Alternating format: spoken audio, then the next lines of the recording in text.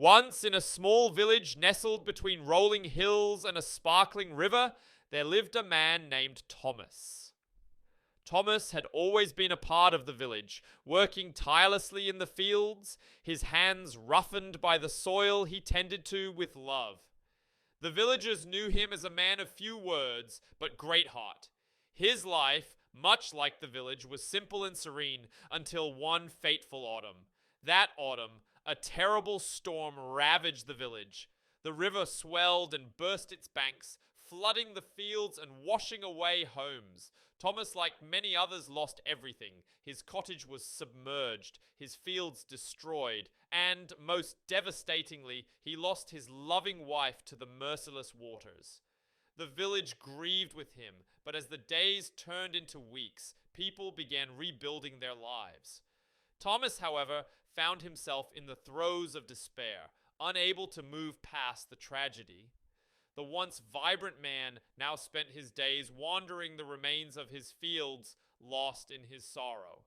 The villagers tried to help, offering him work and shelter, but Thomas remained listless, a shadow of his former self. It was during one of his aimless walks that he stumbled upon a stray dog, its leg injured, lying near the riverbank. Something in the dog's pained yet trusting eyes stirred something in Thomas. He gently picked up the dog and carried it back to the village. Caring for the dog, whom he named River, became Thomas's solace. As he nursed River back to health, he found a new purpose.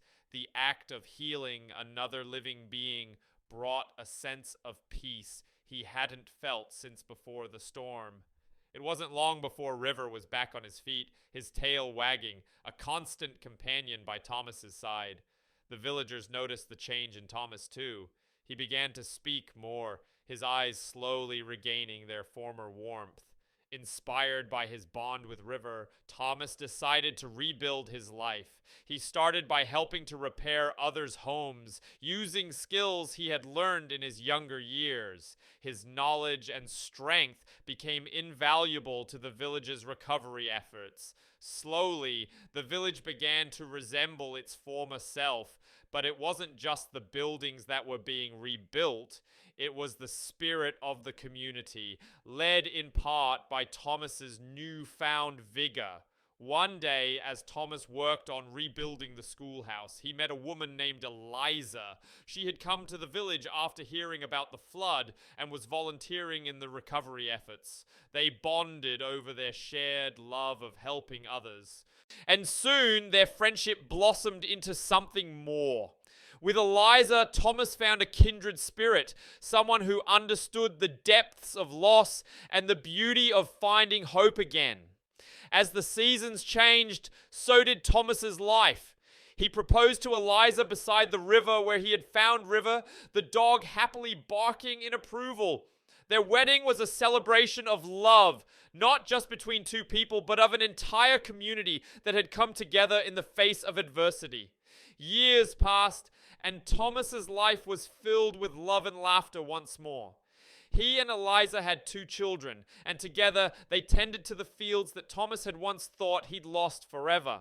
The village prospered, with Thomas often seen leading community projects or sharing stories with the village's children, his tales filled with lessons of resilience and hope.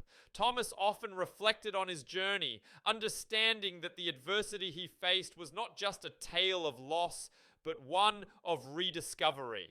He learned that healing comes in many forms, through the love of a dog, the support of a community, and the unexpected arrival of new love.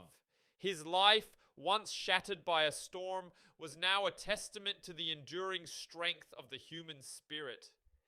In his later years, sitting by the river with Eliza, River at his feet, Thomas would look out at the thriving fields and feel immense gratitude. He realized that the greatest lessons come not from the easiness of life, but from the ability to rise again after falling.